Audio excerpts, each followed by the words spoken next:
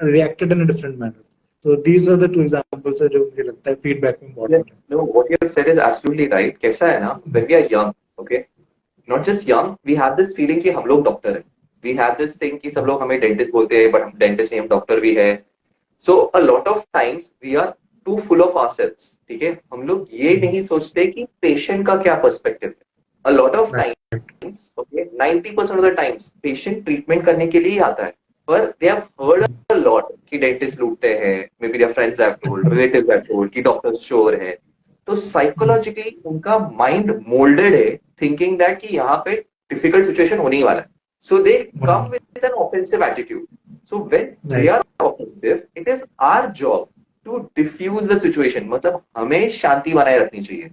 सो जो आपने दोनों एग्जांपल्स दिए, it is very mature of you. Initially मैं वैसे बिहेव नहीं करता था. ओके, आई हैड दिस कि मैं कुछ बोलता नहीं था. सडनली अंदर the anger used to build up and then suddenly वो फूटता है.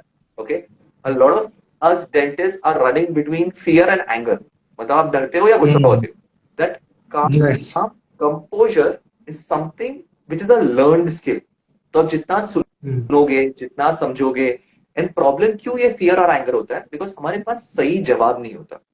जैसे किसी ने अगर पूछ लिया कि you are a very expensive dentist, so why should I get treatment done by you. So it either we feel कि वो ऑफेंसिव है, मतलब हम तो इतना अच्छा से कर रहे हैं. Okay, we take it either offensive or we just take it very defensive. नहीं थोड़ा कम करके देता हूँ. We are not firm to tell कि नहीं ये हमारे charges हैं, ठीक है. But if you cannot afford it, you can go for the other treatment options which are also available, which are slightly cheaper. We, however, charge this much because ये हम लोग हमारे quality और consistency maintain करने के लिए charge करते हैं, ठीक है. But we as dentists are not taught कि कोई पैसे के बारे में पूछो तो हाउ टू रिएक्ट. तो I think that fear and anger, जैसे आपने कंपोजर बनाए रखा था दोनों सिचुएशंस में, वो नहीं होता है because lack of knowing the right answer.